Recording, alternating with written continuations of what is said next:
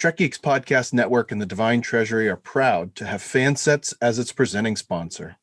Stay tuned for a special discount code worth 10% off your order at fansets.com. Fansets. Our pins have character. This episode is also sponsored by Science Division, the makers of the world's first interactive Tribble. Stay tuned for a discount code to bring a Tribble into your home today. Science Division. Trouble's never been this fun. The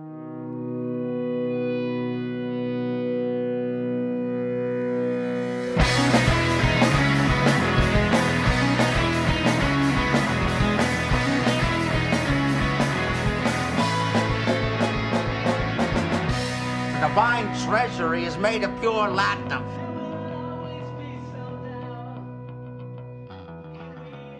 From the Research and Development area at Podfleet Command, welcome to the Divine Treasury. We are in research and development today because our guest does a very good job at putting some of his own thoughts into development on paper. But before we get to him, we should probably introduce ourselves. As you all know, my name is Mike, and as always, I am joined by collector extraordinaire Jamie Rogers. And Jamie, how big is your list this week that we're going to talk about? It's quite big. Talking to David got me back into some of these Decipher sets that I've neglected over the years. So yeah, it's quite big again. So yeah, we'll get into that in a little bit. I've got to say, I believe I have a large list this week as well, which isn't normal for me, but it's not quite as big as my list will be in a couple of weeks, but it's pretty big nonetheless. So we'll talk about that in a few minutes as well.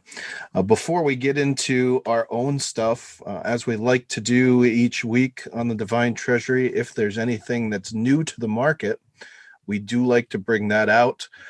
So I haven't seen anything by way of collectible stuff, but there have been a number of new books that have been talked about and been given at the very least a month for a release, if not right down to the day. But we've got three books that we have titles and authors for that are coming out in successive months, starting with May. The next Star Trek Discovery novel, Wonderlands, is coming out, authored by Una McCormick. And that book is actually going to be a detail of that 1 year that Michael Burnham spent after making it into the 32nd century, that 1 year separation between her landing and Discovery's. So that seems like it's a pretty good premise for a book, especially since we literally just finished up season 3. It'd be cool to get a little background on that. Yeah, I know. I was kind of wondering if they were going to kind of touch on that year. I now that you're saying that there's a book coming out, was totally makes sense that they would delve into that and leave that realm open for a novelization. And the thing that I like about the newer Star Trek stuff, both Discovery and Picard so far, is that the novels come out after the episodes are released, so that they're able to pull from those episodes and get some of the background information into the books. And dare I say, it almost seems as if some of these books are teetering on that line of canon and being part of almost what we see on screen. Yeah, no, definitely. So the next book that'll be released in June takes us all the way back to the original series movie era adventures. Christopher L. Bennett has for a long time been putting out books that detail the time between the end of Star Trek the Motion Picture and the beginning of the Wrath of Khan, that time period where the Enterprise supposedly went on another 5-year mission with the refit Enterprise. So his next entry in that adventure line is called Living Memory. So that will be coming out in June. And then expected in July is a book in the TNG line, Shadows Have Offended, and that book will be authored by Cassandra Rose Clark. And the only other news that I have on books that I saw is that it looks like August is going to be the date of the next Picard novel in that series. There's no title, no author, no premise that I've seen anywhere, but there is a release date scheduled for August as of this point. So looking forward to seeing what the next in that line is going to be. The first two have been really good. So we also have some new exciting releases from Eagle Moss. We have in the Star Trek Discovery. So it's actually the official Starships collection, because that's the new name of it. The Section 31 Hayai class, or Huyai class, I think it's the correct pronunciation. You're not going to get any help from me on that one. I'm going to say Huyi class. That's my final offer. But it's a really sharp looking ship, and really, I think this design kind of like reminds me of the Vengeance from Star Trek Into Darkness. It's kind of got that same kind of look to it. But this model is really, really sharp looking. And also, they've also got some new releases in the Star Trek Online collection as well. The Matha class, the Klingon Raptor, that actually looks pretty cool as well. And that goes along obviously with the La Sirena that we'd already announced in a previous episode. So a lot of new, excellent, fun releases in the Star Trek universe coming out for Eagle Moss. I am still really looking forward to that La Sirena. So you have heard us talk many times on the show about fan sets. We always have an ad for them because they're an official sponsor of the network. And on our last episode, we had a nice in-depth conversation with Lou from Fansets. And they have partnered with us for a little bit and have given us some goodies to give away to all of you as listeners of the Divine Treasury. So beginning February 16th, that is the drop date of this episode, and running through March 16th, 1 full month, if you go on to Twitter and post a picture of your favorite collectible and use the hashtag connecting through collecting and tag us at divine_treasury, you will be entered into a drawing for one of 2 Star Trek Picard magnetic deltas. So these will be great for cosplay if you go out and get yourself one of those new looking Picard uniforms from Starfleet, as shown off on screen by Captain Will Riker of the Zheng He. You can do that cosplay yourself if you win this contest. So go out, tag us, show us pictures of your favorite collectible that you have, and remember to use the hashtag connecting through collecting. And remember, this is good from February 16th through March 16th. All right, so now we come to the fun section of what we've gotten that's new in our collection. So I think I'm going to give Mike a little break with his voice here, and I'm going to talk about some of the new items in my collection. Everyone knows that I've been getting into the Funko Pops recently, and I decided, because I got a really good deal on them, to get the Saru and Michael Burnham Funko Pops. So they are displaying very nicely over on my little bookshelf here, along with my fan sets, master sets, and my Tribble. I like them. They're nice. And I like the fact that they were only 2 in a set. So me being the completist that I am, it was a lot easier to put that set together than some of the other sets that I try to do. So, well, it's two for now. 2 for now. Yes, yeah. I know. Be quiet, Mike.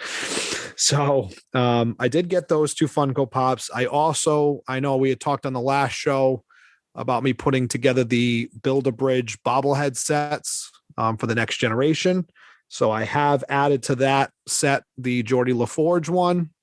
So Geordie LaForge is in there.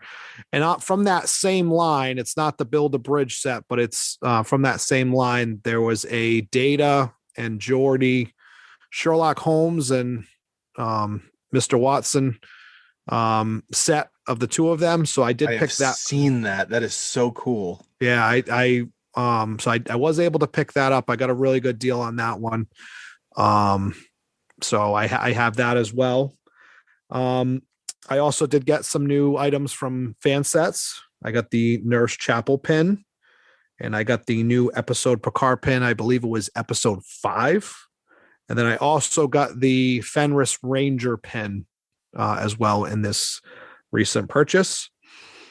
Another interesting thing that I got, I've been getting the illustrated handbooks that have been coming out from Hero Collector, Eagle Moss. So the one that just got released, I had pre-ordered it several months ago.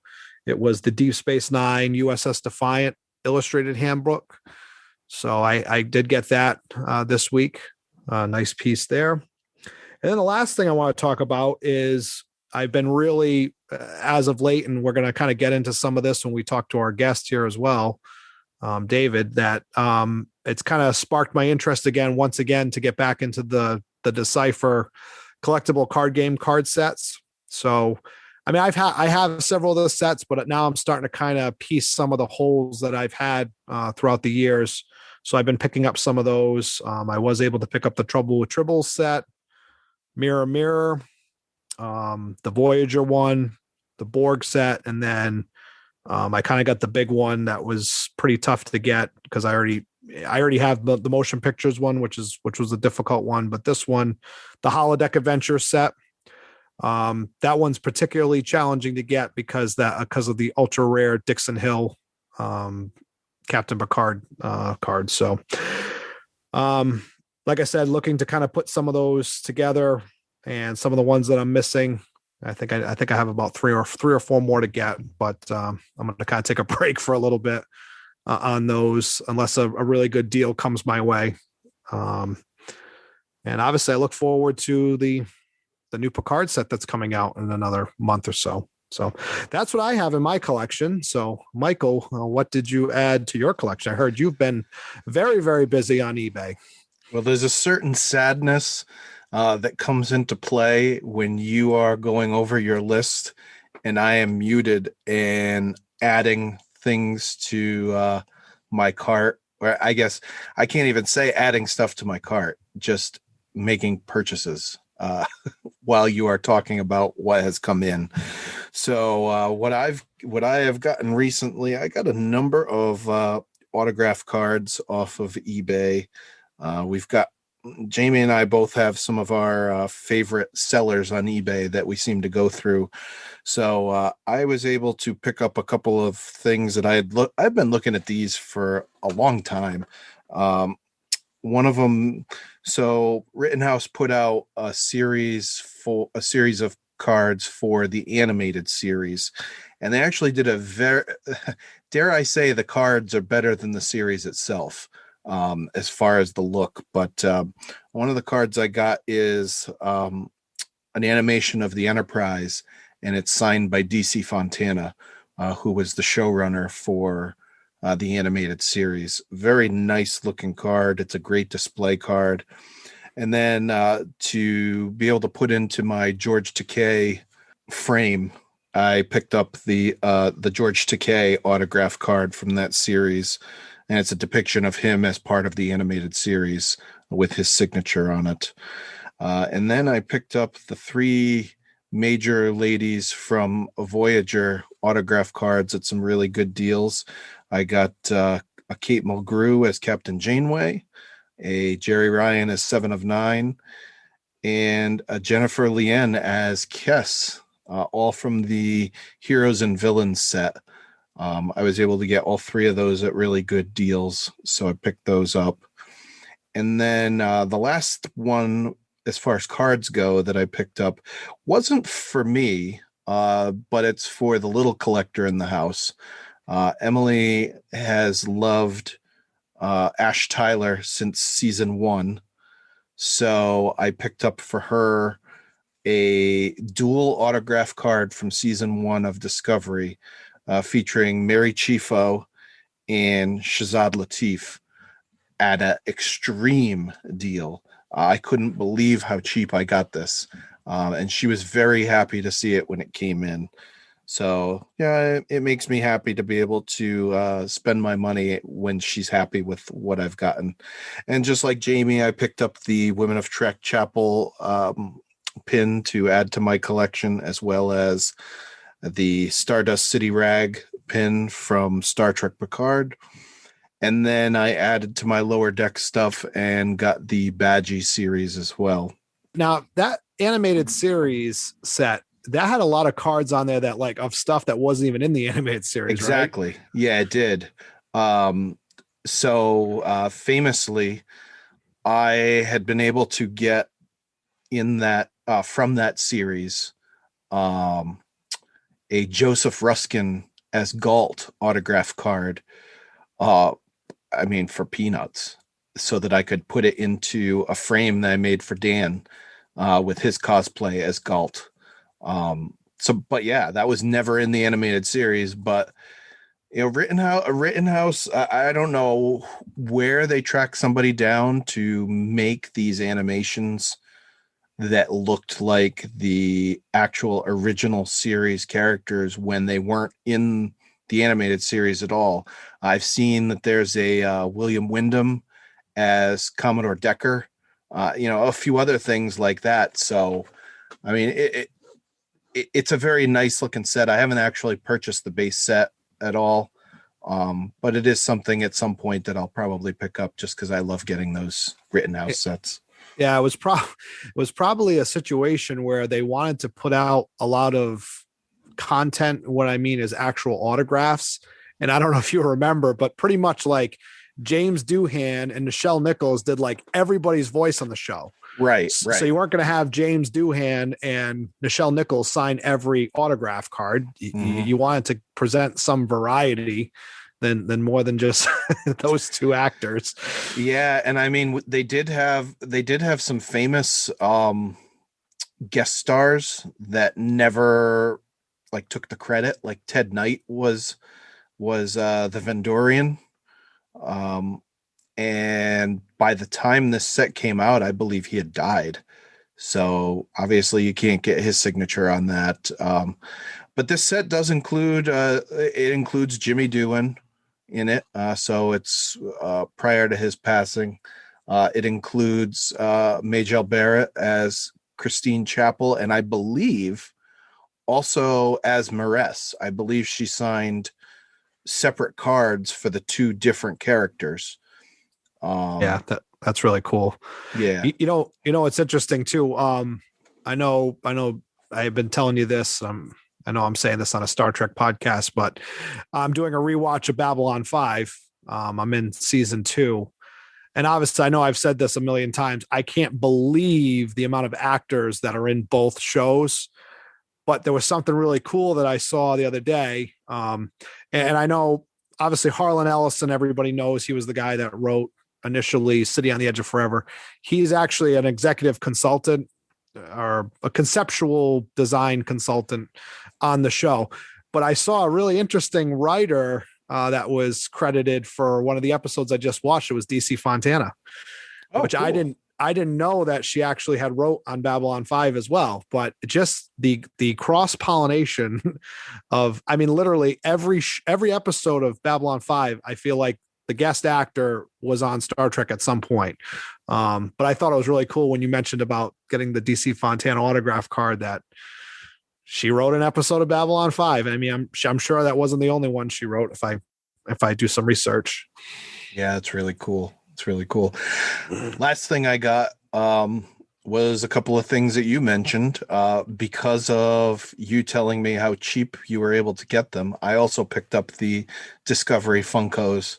And I got a gift card from my company. I think they give them out in around Thanksgiving.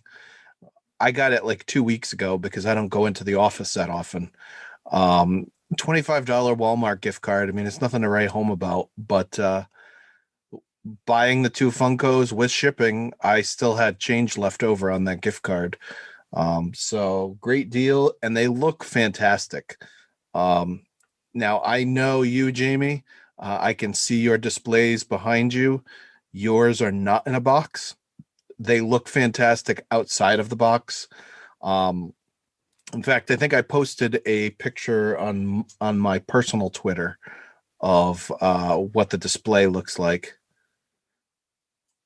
Mine are in the box. Yeah, They're I know. still in the box. That's what I was saying. Yours are in the box. I take mine out.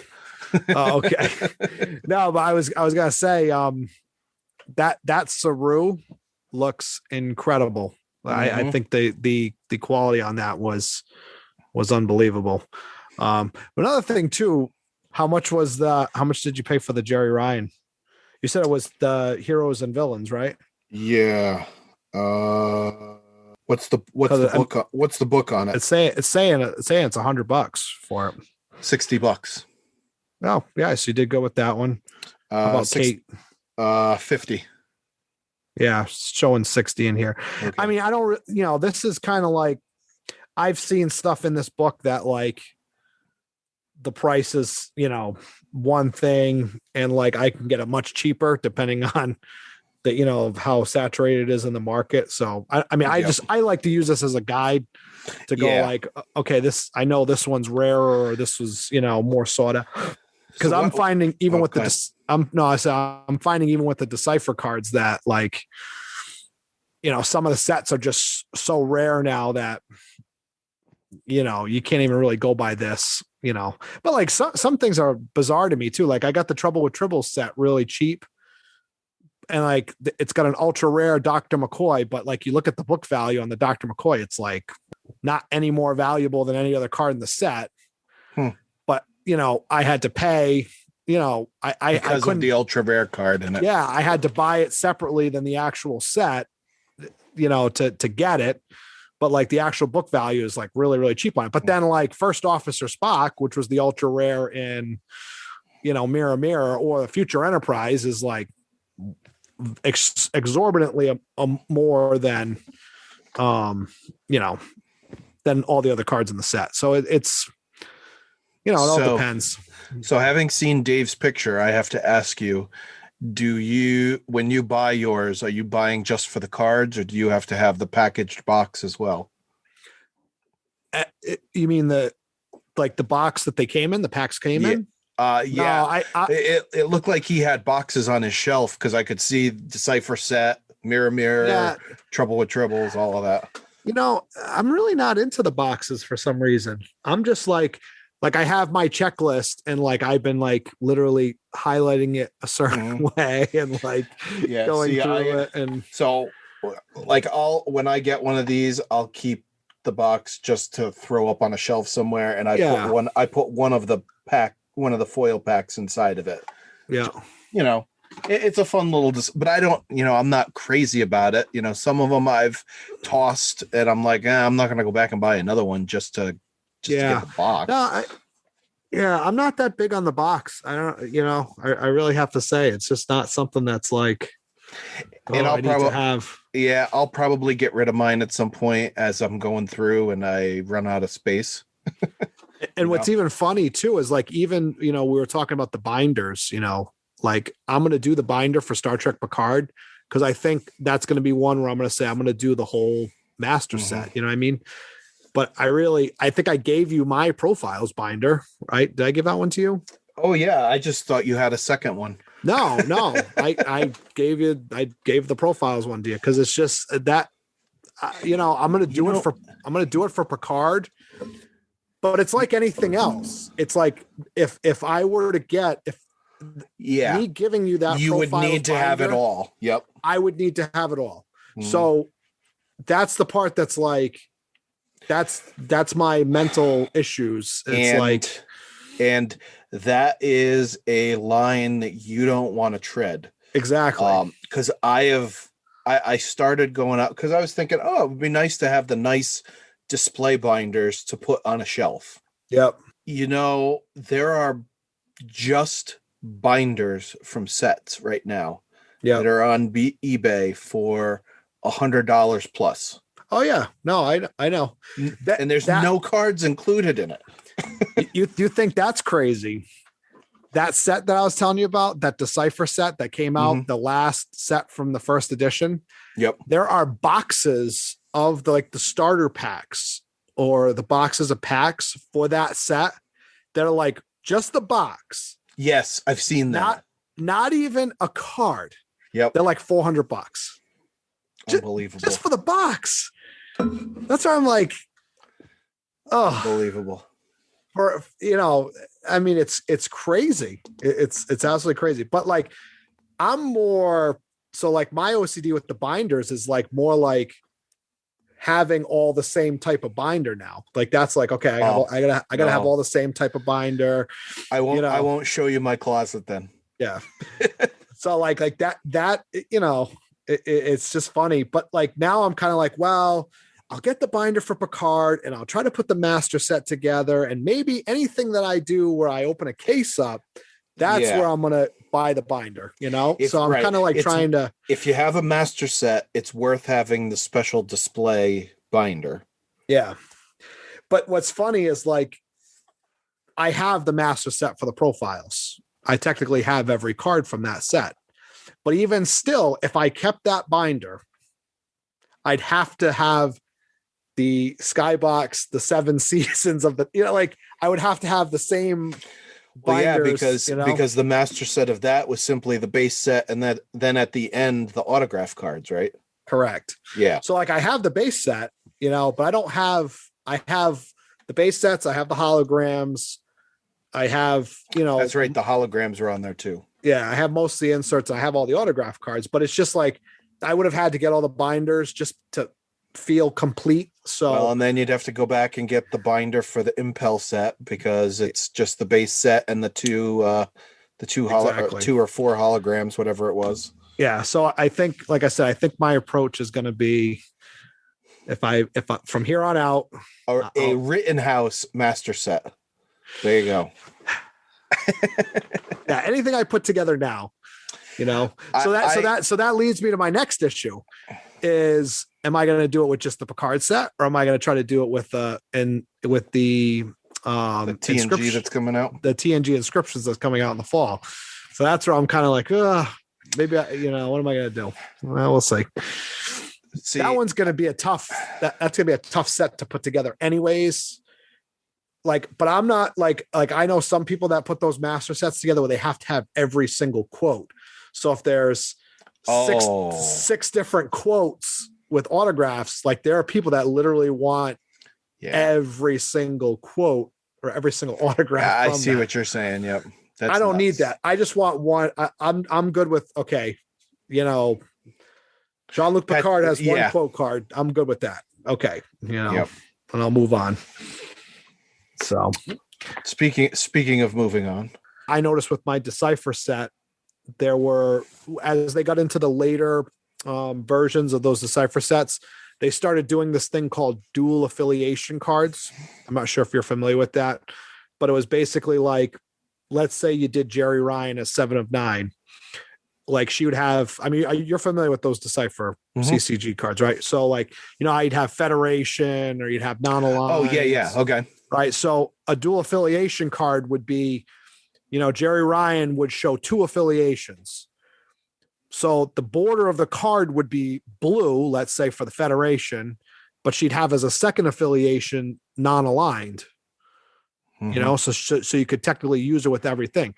But they'd actually, what they would do is they'd go one step further. They'd make a non-aligned version. So it would be in that yellow mustard color. And then they do one in the blue. So some are rarer than others. So like, in some of those later sets like Voyager, the Borg, they would do a lot of dual affiliation cards. So it's like, and those cards were kind of rare, and some of them were rarer than others. So like, I forget which one's the rare one. I believe it's the non-aligned one, but like the non-aligned Jerry Ryan's like way more expensive than the Federation one, or like I said, I'm not sure which one. I'd have to look at my book, but yeah, they consider one to be more rare than the other. Yeah. So like they'd have like an ultra rare card, and then they'd have, like when you got to like motion pictures, You had the ultra rare James T. Kirk. You had an Admiral Kirk card in the set, which was a rare card, but that James T. Kirk card from Generations would be the ultra rare. But then you had dual affiliation cards. So you had the Dr. Jillian Taylor was Federation and non-aligned, dual affiliation. Then you had like the USS Reliant was Federation and non-aligned. And then you had the HMS Bounty from Star Trek 4 would be Klingon Federation or Klingon. Yep. So it was kind of cool. So people started getting into like trying to put those, trying to get, so that's when those sets really start getting pricey is like, okay, I've got the ultra rare and all the dual affiliation cards and the complete set. So a lot of times you'll see them say, so if you're buying those Decipher sets, make sure you really pay attention to what you're getting. Cause it's like the Voyager set. I think there's like 50 dual affiliations in that set. Cause literally it was like every character that was on the Borg ship and was on the Voyager crew, like every one of those children, they're all dual affiliations. Yeah. And then they went crazy. As far as to do Federation and Maquis. And then they went as far as Federation Maquis. Exactly. So like there's a Captain Chakotay and then a Chakotay Federation, Chakotay non-aligned. There's a Blana Torres. Wow. It's both. So like that Voyager set's got a ton of dual affiliations. Now, some of them are only commons, so it's not that hard to get those, but some of the rarer ones. So like I said, if you're going out to buy a Decipher set, you got to make sure you know exactly what you're looking for. Cause a lot of times they'll sell the rare, common and uncommon set, and then they won't sell you the ultra rare or the dual affiliations with it. So you got to make sure you pay attention. And that's why I don't get into those.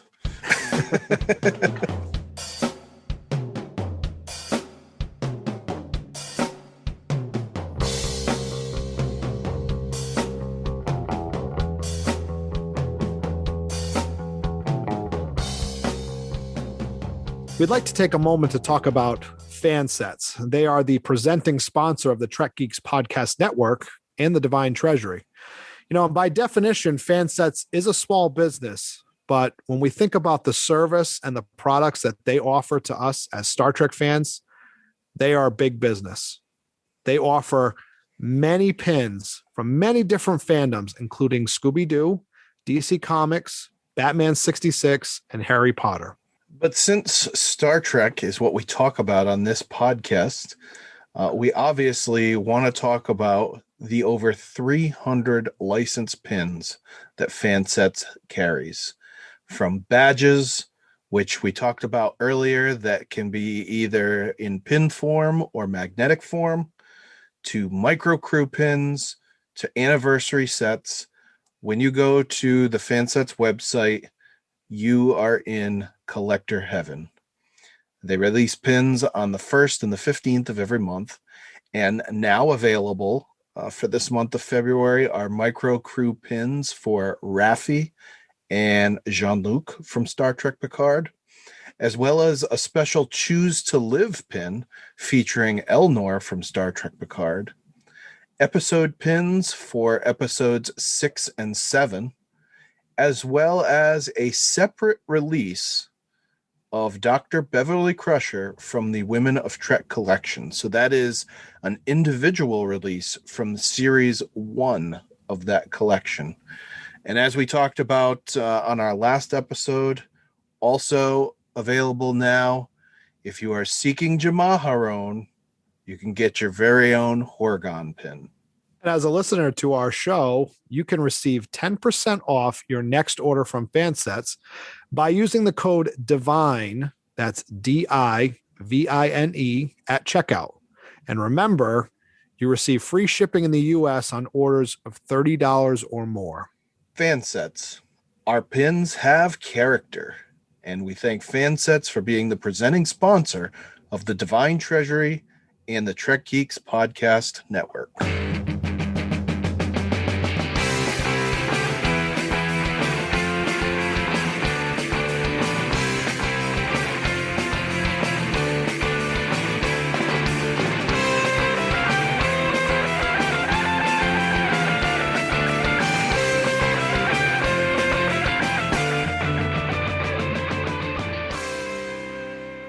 the blessed exchequer. All right. So today we're proud to have a guest that I've known for a very long time, a very, very good friend of mine, very, very close friend. His name is David Hazard. David, how you doing today? I'm doing very well, thank you. Now, David's a guy that I grew up with, and obviously we were talking before the podcast a little bit about some of the drawings and things that he's done, but so many great things that he did in connection with Star Trek. So I kind of want to get right into it, Dave. Is there anything, I know we're going to talk about Star Trek very shortly, but is there anything outside of Star Trek that you like to collect? In addition to Star Trek, I also like Star Wars. One thing that I've collected with Star Wars is the customizable card game that came out in the 90s. I really love that game. So I would buy packs all the time. I have quite a lot of the cards from some of the different sets. So I really like that. And I also purchased some of the Star Wars Lego sets. I think those are just awesome. Oh, nice. You know, it's funny. I used to collect those cards as well. Obviously, I did that and the Star Trek ones.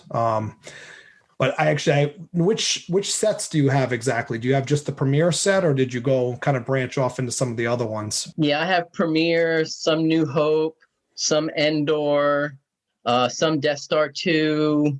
So I have a wide variety of cards. Yeah, no, I actually have all those as well. Death Star 2 is actually pretty good because it was the rarest of the sets. So like that, I'm not sure if you have the Emperor Palpatine or I forget the Luke Skywalker one in there, but those are actually pretty rare. Yeah, so, no, I don't. So something rarest, and you had to have it, right, Jamie? Of course. In fact, I've actually bought all the sets now. I have them all now. Wow. In my later years. So Dave, I have a set in front of me here. It's Star Wars Galaxy Series 2 that was created by Topps in 1994. It looks like a lot of comic book stuff. Somebody gave it to me, but here's a picture of one of them. Oh, nice. But it's a whole set just like that. I would be willing to give this up since it's just sitting on my shelf right now.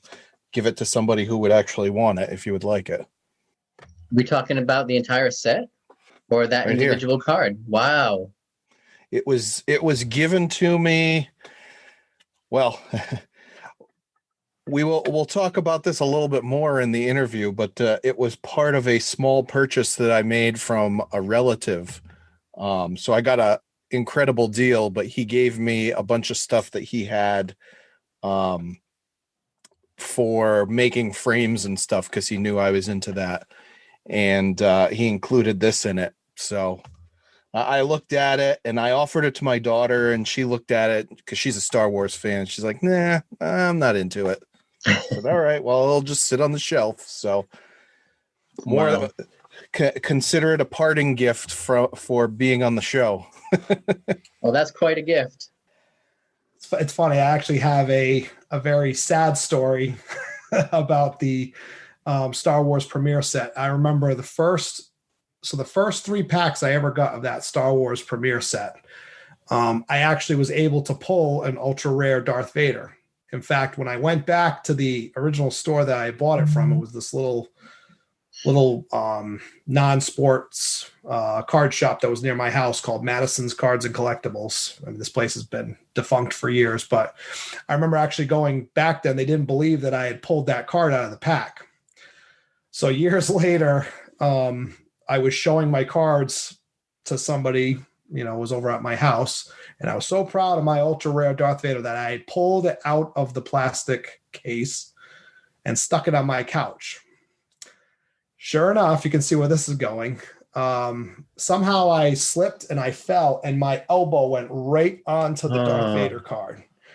So I literally put a nice big crease in it. I was so mad. Still ultra rare, but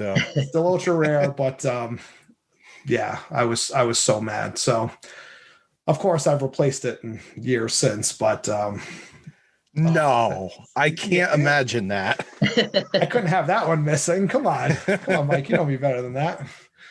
So that's my sad Star Wars story about the Star Wars premiere set. Yeah, I remember I pulled a Future Enterprise for the alternate universe, and that was the first ultra rare card. And my goodness, I was so excited about getting that card. Oh yeah, no, I love that. I actually had to buy that on eBay because I couldn't pull that out of no matter how many boxes I opened, could not find that thing out of a pack. Yeah, very nice. I like that. So, anything else you like to collect besides Star Wars, Dave? No, I really can't think of anything else. My wife is really into The Office, so she has a lot of the Funko Pops that she really likes. Yeah, except she keeps hers in the box. I am too. So for our listeners out there, Mike continues to pull things up and put them in front of the screen. So that's why Dave keeps laughing and pointing at the screen that you can't see. Oh man. So I will share this one with you since you brought that up. So Brian Baumgardner came to Rhode Island Comic-Con last year. Okay. And so my daughter and I met him. We got him to sign a great chili incident. Picture of him holding the chili pot. Yes. And it's got the Funko that in there. That is awesome. So. Yeah, Funko has kind of become my new thing. I've actually bought a few of them. I just got the next generation ones, but it all started, of course, wait a minute, you got them all already? Well, yeah. Since the last time we talked? Yeah, since the last time we talked. Well, we're not going to talk about that yet. We'll talk about that in a later episode. But I actually, this whole little obsession started because somebody bought me a Chewbacca Funko from the 40th anniversary Hoth set. So, of course, I start looking at it and I'm like, ooh, there's 6 in the set. Maybe. So now I'm starting to buy some of those. And then it branched off into next generation, of course. So we're not going to talk about me anymore. Let's continue with the interview. Yeah. So since we've talked about your outside collection, then what types of things do you have in your Star Trek collection then? Well, at the moment, I have a lot of the Playmates figures that came out in the early 90s. I would go from store to store trying to make sure that I had one of each. I also have a lot of the Star Trek customizable card game cards. Even as recently as a few years ago, I was still buying some, trying to get some that I didn't have. I have the complete Premiere, Alternate Universe, and Q Continuum. And I just have most of some of the other ones. Now, wait, Dave, can I actually interject for 1 second? Yes. You said you would try to get one of every set. I seem to remember you trying to get 2. So initially, yes, I did get 2. I would have one that I would open and one that I would keep in the case or in the box. I just want to point that out because everybody thinks I'm the crazy one on this podcast. I just want to make sure that we point out some of other people's idiosyncrasies. I don't think it's everybody. It might just be me. It may have been something Jamie learned from me. There you go. Okay. I was putting together a list of everything that I used to have that unfortunately I don't have anymore. I do have some of the toys that they released. Like I have the original series communicator. I have the TNG tricorder. I got the little Micro Machine ships. I still have all those. I do have a TNG and a Voyager communicator pin and captain level rank pins. I also have the Enterprise D blueprints, which are very cool. I have a signed picture of Robert Duncan McNeil. I met him one time. He came to Warwick, and was able to get his autograph. I have a few Star Trek games. I have the Star Trek trivia game, the Next Generation trivia game, Star Trek CNET, Star Trek Catan. I have another one I can't think of at the moment. I have a lot of the technical books that they released, like the Enterprise Technical Manual, the DS9 Technical Manual, Mr. Scott's Guide to the Enterprise. I had the Klingon Dictionary. I have conversational Klingon and power Klingon on cassette. So Dave can speak Klingon, Mike, just in case you're not paying attention. He can actually speak Klingon. So that's what I currently have at the moment. So what got you into collecting Star Trek things?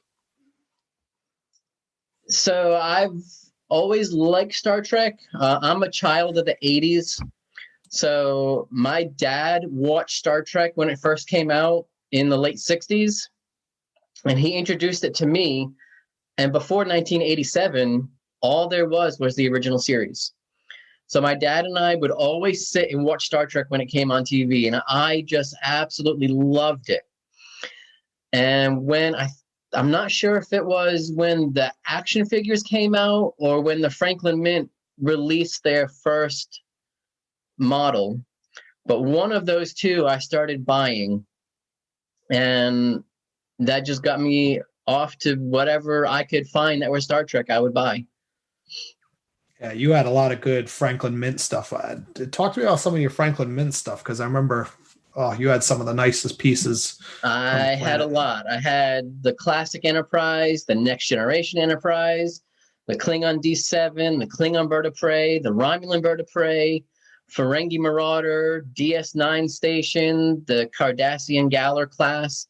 And then I had a huge die-cast metal Enterprise that you could slide the back shuttle bay out, and there was a little shuttle in there, and you could take off the top of the bridge, and it had the bridge inlaid into the saucer. I had the original series chess set with the silver and gold pieces. I had a TOS and a TNG tri-dimensional chess set, and I had the Enterprise D dedication plaque. Cool. Nice. Love that stuff. Brings back some good memories. That's for me too. Oh man. So you kind of talked about how being able to watch it with your dad kind of started to provide a spark. Is there any specific episode or movie that like really moved you to say, all right, I got to have a piece of this? Back then, no. I didn't really have one favorite episode. I just love Star Trek as a whole. But seeing things that I could get that tied to the show, it was just really something I wanted to have. It was almost like I had a piece of Star Trek that I could hold in my hand, and it wasn't just something that was up on the screen. I can't think of one thing that sparked it, but I am a completionist. So as soon as I get one thing, I feel like I need to get it all, which is why I have a whole tote full of Playmates action figures, because I just had to keep buying them until I had them all. Oh yeah. Now I don't know if you remember. Jamie got the right guest for us then. Yeah. I don't know if you remember, but do you remember how you got your first Deanna Troi? No, I do not. I was the one that found it at Toys R Us. I found two of them. Okay. And I bought you one because you couldn't find it because she was the rarest one at the time. Yep. Now, is this the one? Yes. Okay. Yeah. Because Jamie couldn't remember. Yeah, no, I remembered it was the one. Now, if you want to know how much of a completionist I am, if I found a figure that I already had that had different color equipment, I had to buy it. Yep. Oh, that's right, because they would do some variations. Yep. That's right.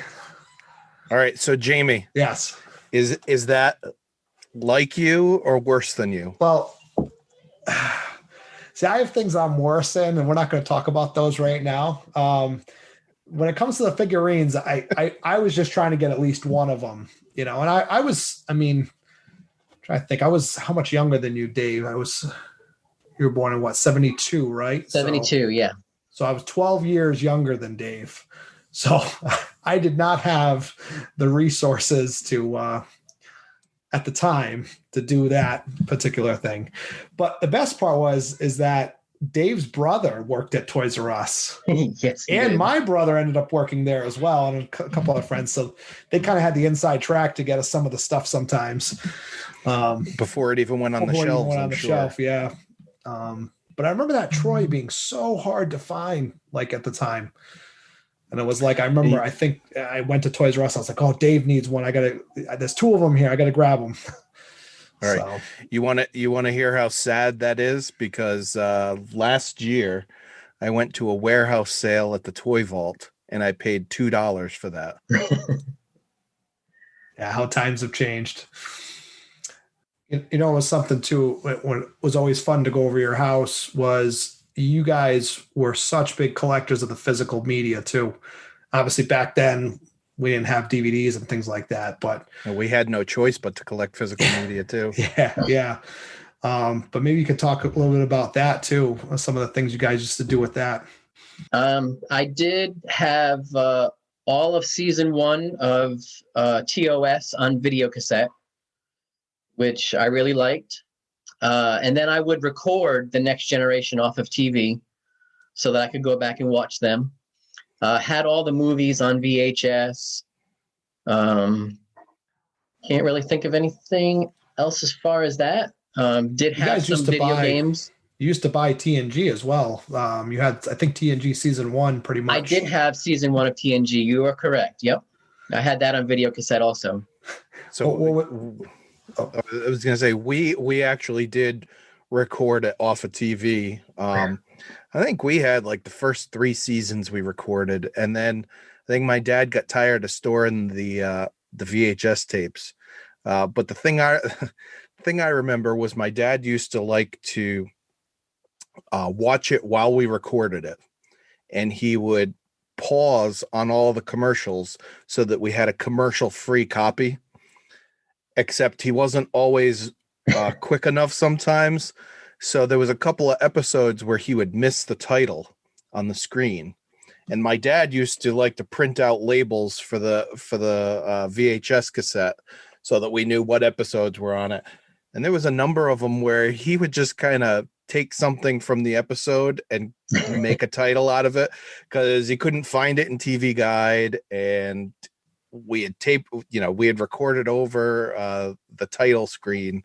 So like, I think the Naked Now he put in like as the Tsiolkovsky for the name of the episode.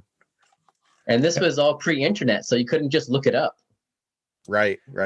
See, I remember those tapes being like perfect in the Hazard household, like literally like done so perfectly. The pauses were like in the right spot. I think you even wrote like little descriptions of the episodes too. I wrote a brief synopsis of each episode and stuck it in the video cassette. So if anybody borrowed one, they would know which episodes are on there and what they were about. Yeah, borrowing. I know it was something that was very difficult for you guys to do in that household because you're like, used to have like I believe it was like a whiteboard where you'd like, oh, Jamie's got this tape. We don't want to lose library. That. So yeah. Hopefully you find him if he returned it late. Yeah. But yeah, no, those were always fun to borrow. And I'm trying to think, we taped it off Fox 64, right? It was back then. Yep. Yeah. That was the clearest channel that had it. Yeah. So we had 2 different channels because I grew up in Connecticut, but I was right on the border.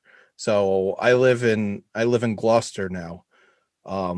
But my parents are 15 minutes from me in the same house I grew up in. So, I mean, literally right on the Rhode Island border. So I would pick up Fox 61 out of Hartford fine and Fox 64 out of Providence. So if we miss, I think one showed it on Saturday night and the other on Sunday night. So if for some reason we missed one, we always had the other one as a backup so that we could record. That's awesome. So, and Dave, obviously we were talking a little beforehand, but you're quite the artist. Some of the things that you would do, some of the games that you would create, any of that stuff that you'd like to talk about as we're talking about this section here. Well, I remember when I was living in Florida, there was a guy that I went to school with who also liked Star Trek. So we came up with this idea to design our own ships. So I designed mine, he designed his. And then maybe a year later, my family ended up moving back to Rhode Island which is where we were originally from. And I just continued to design ships because I just love doing it so much. And then Jamie and his brother Josh and some of our other friends, kind of would find out what I was doing because they were always over our house. So they would say, "Oh, can you design me a ship?" And I would say, "Sure. What do you want it to look like?" And I remember Jamie telling me, he's like, "Well, I want it to have a saucer, and I want 2 engines to be up, and I want 1 engine to be down." And so I would just draw a ship based upon what he had told me. I'd show it to him, and he was like, "That's exactly what I was thinking." So in turn, each one of my friends would say, "I want this, I want this." And I even had some, like Jonathan, he would draw a top view of a ship and say, "Can you do that?"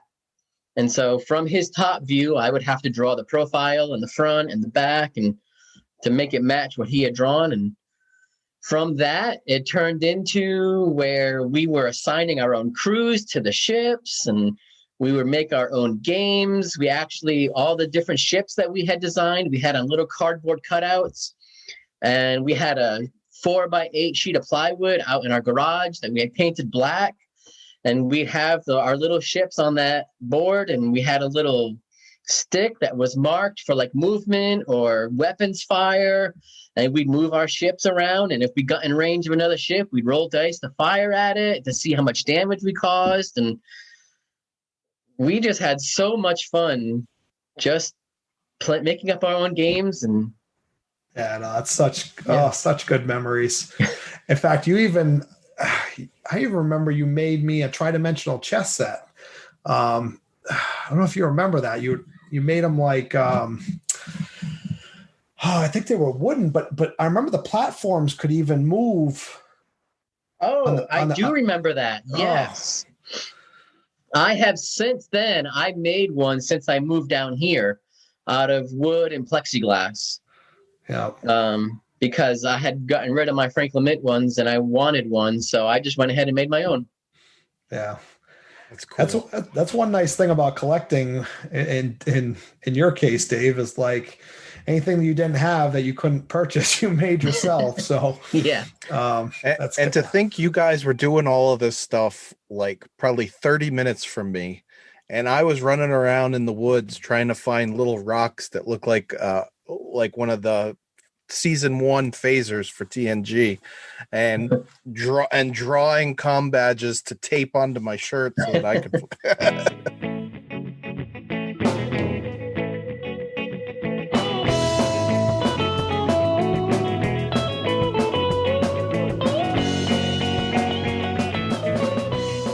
Now let's take some time to talk about our friends at Science Division. They have the world's first interactive Tribble. And if you have a smartphone, you can control that Tribble to go after just about anybody in your house. Now, as you'll find out later, Jay and Kaylia are collectors too. And so they've put all the love into this product that you would expect from a fellow collector. And what's so cool about this product is, once again, that app that you can use with this Tribble. So when you download that Section K7 app, you can do a lot of things with it. You can name your Tribble. You can assign it to a ship. You can even put it into different modes, such as at ease or on duty or even watchdog. So if you got that pesky co-host that's trying to steal all your collectibles, maybe your Funko Pops or your Star Trek autograph cards, like I know you're very, very envious. Just go out and buy my own. You're envious. Don't kid yourself.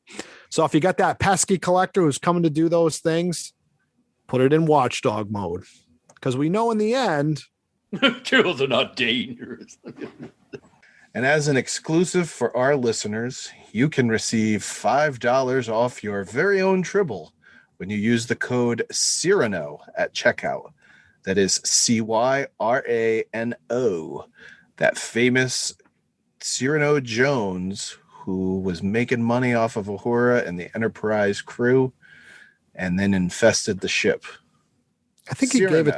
I think he gave it to Uhura for free, though. Oh, that's true, because she was a beautiful woman. Yes, he gave it to her for free. So don't pick on Cyrano. We know Bill Smith loves him. Science Division. Trouble's never been this fun. And we thank our friends at Science Division for sponsoring this week's show.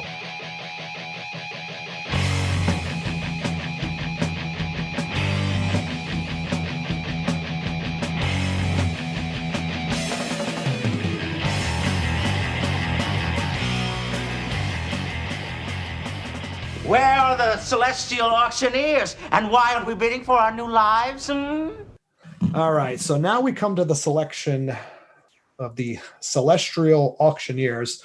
So celestial auctioneers, if a Ferengi leads a profitable life, they're allowed to bid on a new life under the supervision of the celestial auctioneer. So is there something specific, Dave, that you really focus on in your collecting? No, not really. If it said Star Trek, I liked it.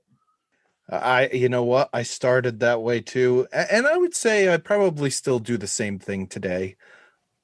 I guess with some exception. There are certain things that I look at and I say, nah, not as much, but yeah, I know Jamie's really gotten into doing the autographs and pictures, and yeah, I seem to have little subsections of things that I like. So like right now, you might have actually even heard us talking about it when you came on. I'm putting together the smaller Eagle Moss ships, but just the Enterprises, so that I can have the Enterprise line going down. So that's something that I like to do. But at the same time, if I see something, I'll normally pick it up. I gotta say, I feel the same way. Now, I do have a rule, though. It had to be on the show. I'm not going to buy the Spock helmet. Jamie, did you show him the album, the cover? I'm trying to think. Did I show you the album cover? You did show me the album cover. Okay. That must be why he's bringing it up. Yeah, no, I'm it's funny you say that because I'm kind of like that too, to a certain extent. Now, are you to the extent of it's going to be shown on screen, right? Yes. Okay, so like if it's in a novel, you don't consider that book. part of canon, obviously, right? I do not, because some of the novels are conflicting to what's been on screen. Yeah. Mm-hmm. Now, what's your thoughts on the animated series? The original animated series? Yes. I liked it a lot. I thought it was really good. Yep. Yeah, there are a lot of because some people are very conflicted on whether that should be considered part of that on-screen material stuff. I think it absolutely should. Yeah, I mean, there were some things on the animated series that we consider part of canon now. I mean, like Tiberius, right? Yep. It was first uttered on the animated series, right? And then there's some things you look at and you go, "Oh man, that's nuts." Yeah.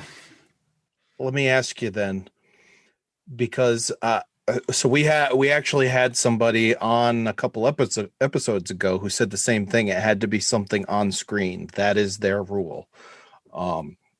Because Eagle Moss has started to get into making ships from popular novel series that aren't part of the TV shows, like the Titan. Like the Titan. And now Titan is canon because it was in Lower Decks. But like he said, it killed him because he really liked the idea of it, but it didn't fit into his rule, so he couldn't buy it. And then he goes, and now it's canon, and he can't get a copy of it. but like I asked that question because Eagle Moss is now also starting to make ships from Star Trek Online. I heard that. So like I have on pre-order the Enterprise F, which is supposed to be on Star Trek Online. So I said, you know what? It says Enterprise. I'm going to grab it. Might as well, because who knows? It could show up in Picard as well, for all we know. And I don't want to be one of those guys who waits and says, nope, not canon. And then it becomes canon and I can't get a copy of it anymore. So is it would you consider Star Trek Online to be something that you might get something from, or not so much? To be honest, I really know very little about Star Trek Online. Yeah, me I've too. never played it. I've never actually seen any screenshots from it. So I really can't say definitively whether I would or not. I'm not much of a gamer. I got an Xbox One for the sole purpose of being able to play Star Trek Online. Now, my daughter loves using it too, but buying it for me, that was the reason why. And I stink at it. I'm no good. I'll play it in earnest for a little bit, and then I'm like, I can't get any further than this, and put it down. So it's they have a good group of people writing storylines for it, I would say, but if you're not a gamer, it's tough to get into. Mm-hmm. So getting into the art of collecting, then, have you had something that you feel like, you've looked at it and you've said, I need that for my collection, but you ended up having to buy a few other things with it in order to get that one thing? I can't think of anything offhand that I wanted to buy but couldn't. Yeah, like Jamie and I'll run into this on eBay all the time. There's that one thing you want, but there's 3 other things that are being sold with it. And you probably have 2 out of those 3 things already, but you got to buy it because you need that one thing that you want. Yeah, I have come across that with trying to buy some of the customizable card game cards. Okay. If I'm just looking for a specific card, sometimes they'll be in a lock. Mm-hmm. And I have bought an entire box before, just looking for one card. Oh man, after my own heart. Well, so no other relationships that you've built over the years collecting, like, people that you've gotten to know, or Besides Jamie. Yeah, besides me. No, once I left Rhode Island and moved down here to North Carolina, there was nobody here that liked Star Trek. So there was really nobody that I could share anything with because nobody liked it but me. Is that still the case right now? Yeah, I don't really know anybody down here that likes Star Trek the way that I do. That's the key words there, like you do. Like I do, yeah. Come on, you got to get that wife, you got to get her moving along here. I'm working on it.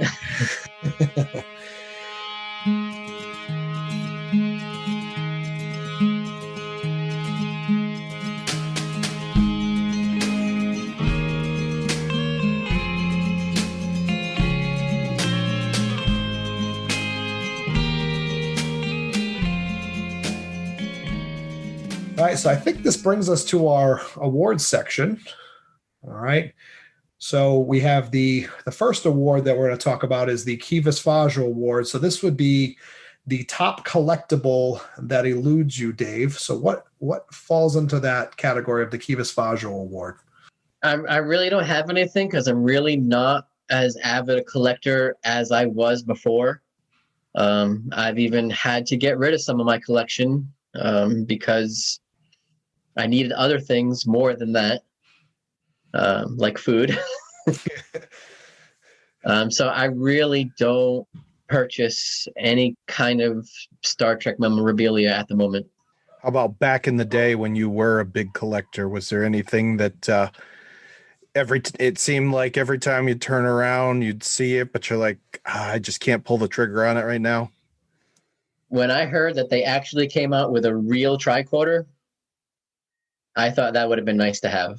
I've heard that they're coming up with another one too. I don't know when it's due, but I've seen pictures. It looked that was neat. The TNG one, right? A TNG Yes. tricorder? Yeah. They're coming out with a TOS one that I've seen. Oh, wow. So then the Grand Nagus Award would be next up. As we know, the Grand Nagus is the greediest member of Ferengi Society. So when it comes to your collection, either from the past or currently, you choose, what is the most valuable thing that you've had from that collection? I would have to say we're talking like cash value. Yeah, it was my TOS chess set. That was well over $1,000. I remember those. I remember looking at because those weren't sold as one thing, right? It was piece by piece. You built it. Yes. Yeah. You okay. do piece by piece. They would send you the board, which was made out of metal and glass. You could lift the top off, and it had a spot for each one. And you had to buy them one at a time, and they would send them to you one at a time. I think one a month until you had all 32 pieces. It's like what Jamie's going to be doing with his Enterprise D build. Yeah. I remember they even had the Gorkon was one of those pieces, right? Was it? Yes. From And the Children Shall Lead? Yep. Don't ask me why I remember that, because that episode is so atrocious, but I do remember that Gorkon piece.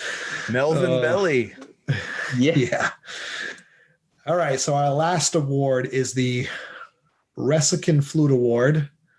So which collectible from either Days of Future Past or currently has the most sentimental value to you? It would have to be my Star Trek customizable card game. I would never be able to part with that. I have so many good memories of you and I and all of our friends getting together and playing that game. We would even bend the rules a little bit so that we could play with more than two people. Jonathan would bend the rules. Well, Jonathan would bend the rules for a lot of things, but actually making the space line into a circle so that we could all participate and just move around the circle, and just so many good memories of that game. Yeah. That was great. Absolutely great. So we want to thank Dave for taking some time with us here on the Divine Treasury. We're always happy to have fellow collectors on with us. So, Dave, is there anywhere that you could be found online if people wanted to chat with you about your collection or your love of Star Trek? All I really have is an Instagram account, and I'm really not good at keeping up with that. Yeah, that's fine. Neither am I. All right. Well, obviously, besides David, we're looking for collectors who would like to be featured on the Divine Treasury. So you can find us on Twitter at divine_treasury. On Instagram, we have the same handle. Jamie and I are both on Facebook from time to time, popping into Camp Kittimer. So if you would like to be on the show, you can direct message us on any of those platforms. And please, if you can, send us some picture, some video, some kind of media to us so that we can see what your collection looks like. You can also subscribe to our YouTube channel where you will find videos of the collections of our guests. Maybe from time to time, we're going to do an unboxing of a new piece in our collection, and who knows what else we'll show you. So if you enjoy the Divine Treasury, you can subscribe to the podcast by searching for us on Apple Podcasts, Spotify, Google Podcasts, and all other fine areas to subscribe to podcasts. You can also support the Divine Treasury and the Trek Geeks Podcast Network by supporting us on Patreon. Get access to unedited recordings of every episode on the network, as well as other exclusive content and some other wonderful perks. And if you want to become a producer on the network or get access to the raw audio for the Divine Treasury, head over to patreon.com/trekgeeks. And that raw audio isn't always what you're hoping for. The Trek Geeks Podcast Network. No one talks Trek like we do. We'd also like to thank Fajr Mission for allowing us to use their awesome music on the show. Now, as we are all collectors, it's important for us to realize that these guys are not just writing parody music.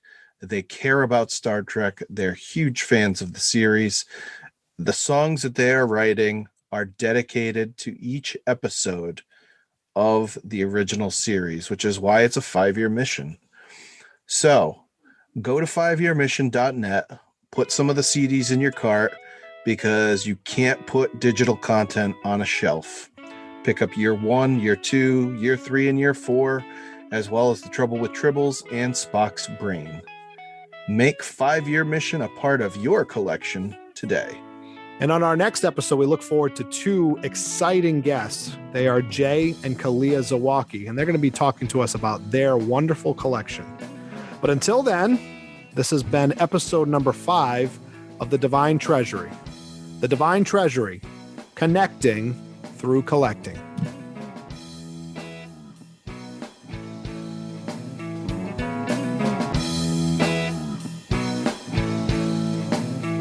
Music for the Divine Treasury is provided by 5-Year Mission. They're writing an original song for each episode of Star Trek.